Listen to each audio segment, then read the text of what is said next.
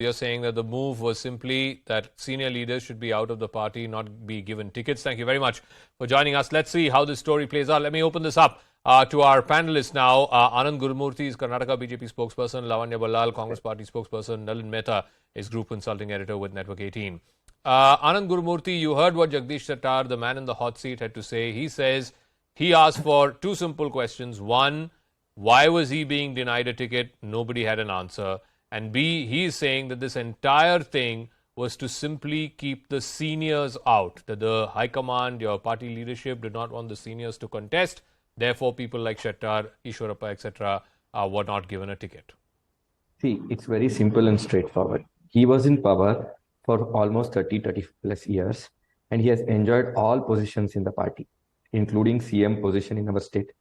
And you must also see that everybody contributes in our party. It's not the leaders only. Okay, Karyakartas also contribute, but there will only be 26 MPs, 28 MPs from the state and 224 MLAs. These are the maximum powerful people who become powerful. And Jagadish Shettar ji and some of his family members have enjoyed all kinds of power. Who gave that power to him? It is from our party. The power, the respect, everything. When he was chosen the chief minister, he, with a smile, when he was chosen in an impromptu meeting, as the chief minister of the state in 2010-11 times, with a smile, he went and became the chief minister of this state.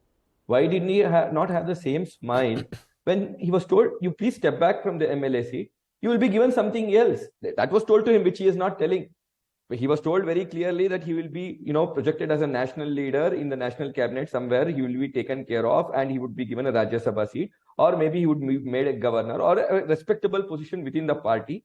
Why should people, be so, egoistic, saying that, okay, party just me, just for one MLA seat, is it? No, but Mr. Gurumurthy, one second. The problem is that in 2 days, you've had two senior leaders. Laxman Shavadi used to be Deputy Chief Minister of your party, and then now Mr. Shettar, who used to be Chief Minister, both of them quitting BJP and joining Congress, both of them tall Lingayat leaders from North Karnataka. One minute. Is it not creating a perception amongst the people of the community, forget about the state, that Lingayat leaders are deserting the BJP?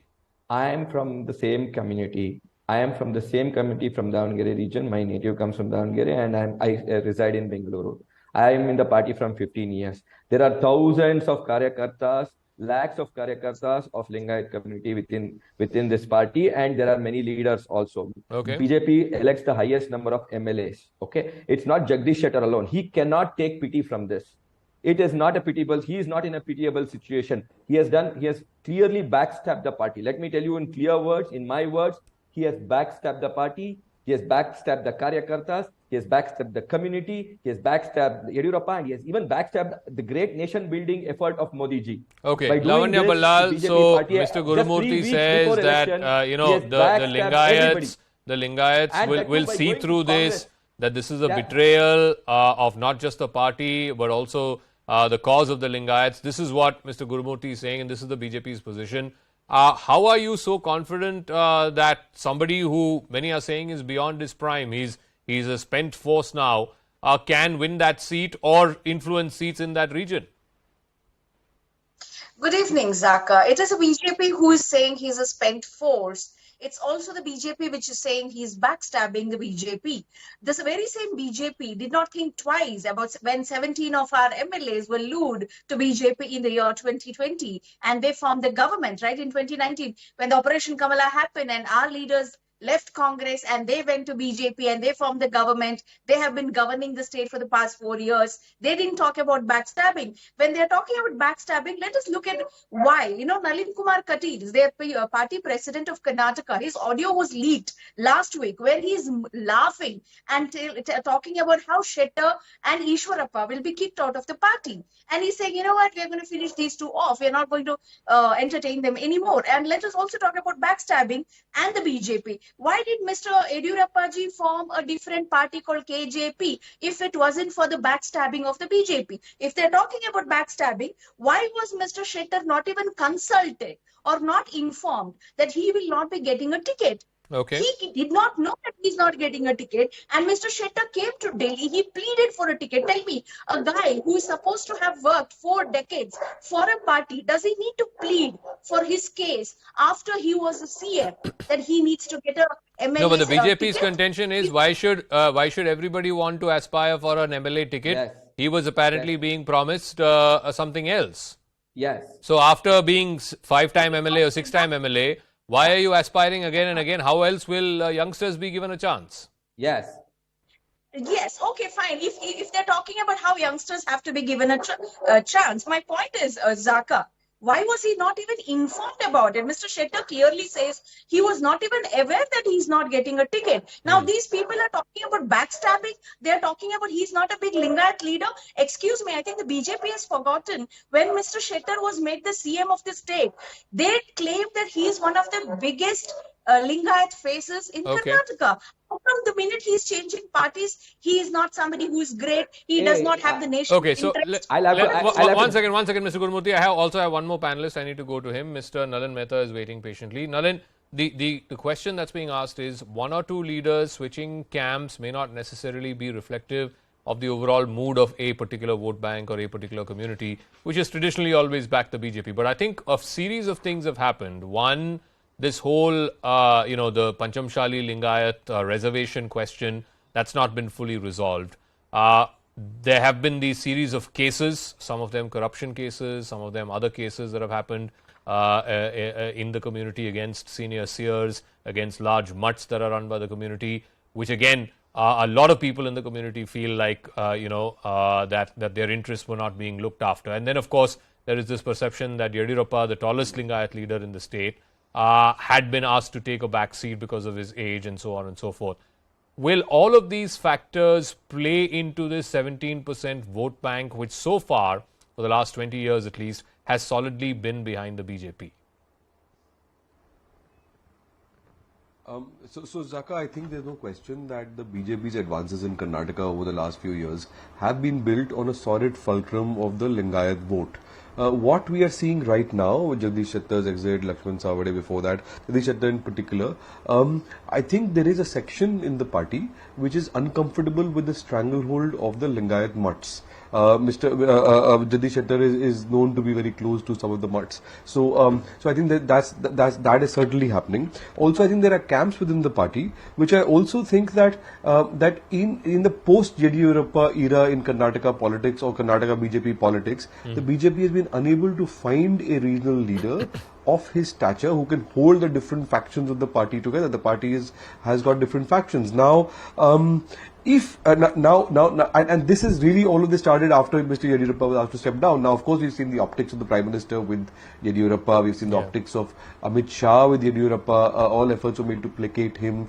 All of that. But the fact of the matter is that this is essentially about the old guard of the party, or there's a new guard coming in which is uncomfortable with the old guard of the guard that built the party in Karnataka over several decades. And Jagadish Shettar is one of those. His seat, the BJP has not lost there since 1994. He was very much part of the Hubli Idgah Maidan movement and so on. But at the same time, while the old guard is being pushed out, there doesn't seem to be at the moment a central focus of the new guard that's coming in. I think that's a challenge the BJP will have to deal with. And whether the Lingayat vote stays on with the BJP, whether it's going to, like we saw in UP, for example, where a lot of OBC leaders left the party before the election, and it didn't have an impact on the non-Yadav OBC vote. Whether that happens in Karnataka or not is something we have to wait and see. So let me go optics of leaders like Jagadish Shettar going out, that is something the BJP will have to deal with. It's not very good optics for the BJP. So Anand Gurumurthy, the point that Nalin is making, I think is a very valid one. The fact is that this entire thing, whether it is Mr. Shettar, Mr. Savadi losing tickets, he says it's all basically internal sort of factional politics within your party. You're not able to rein it in. When Yediyurappa was at the peak of his powers, he could. But now that he has taken a step back, there's nobody else who can bring all factions in your party together. And that's why Mr. Shettar, Mr. Savadi have become sort of victims of that internal factional politics in the BJP. See, let me tell you very clearly, from past 5 years, we have seen both Congress JDS coalition and our party being in power.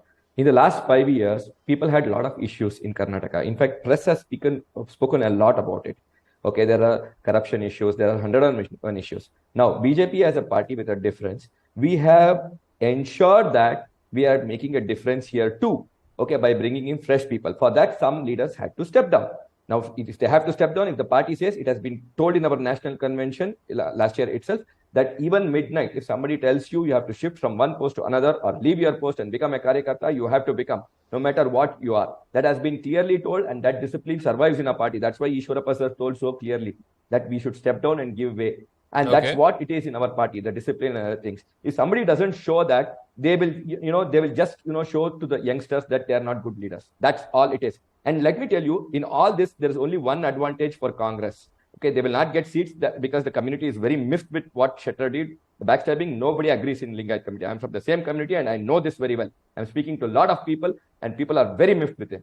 Now, second thing is, only one advantage there is for DK Shivakumar and Siddaramaiah is they are cutting down the size of MB Patil. MB Patil, the North Karnataka Lingayat leader, who is trying to welcome Jagadish Shettar today along with DK Shivakumar and Mr. Siddaramaiah, must know that this is a conspiracy of both these leaders to cut down the size of MB Patil. I believe that Mr. Patil was one of the two Lingayat leaders of the Congress who was actively negotiating with Jagadish Shettar to bring him onto the Congress fold. But anyway, you may have different information. Lavanya Ballal, the point is again, I think closing of nomination happens in a day or two.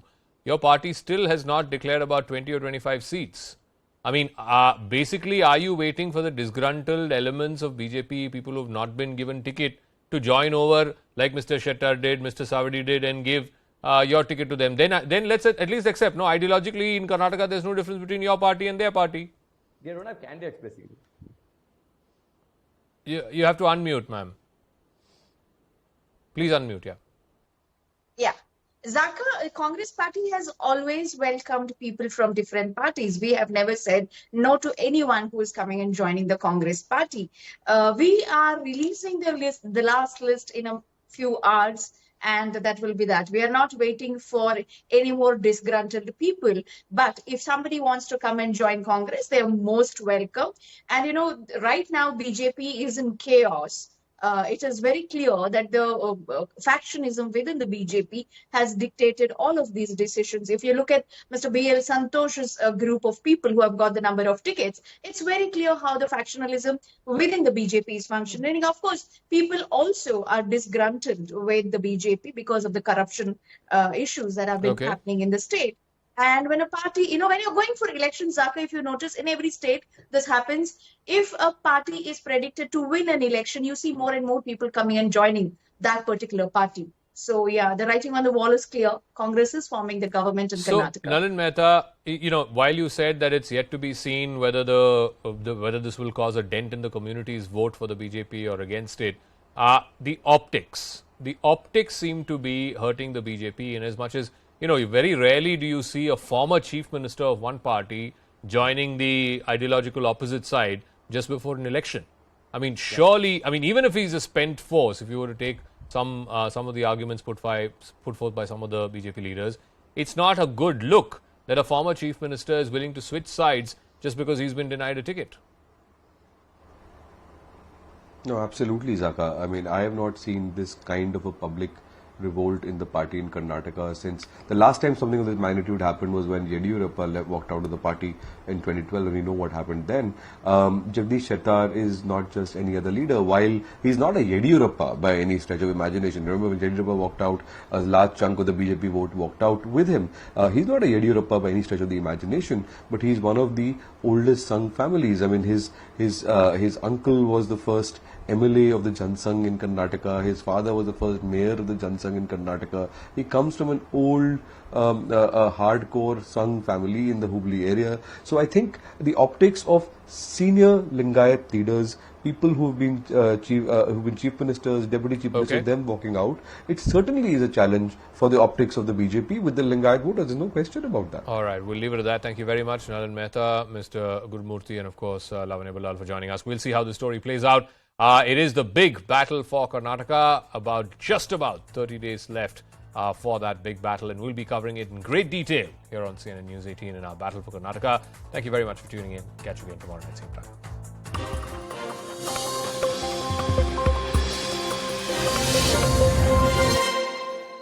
ಎರಡು ಬಾರಿ ಪ್ರತಿಪಕ್ಷದ ನಾಯಕ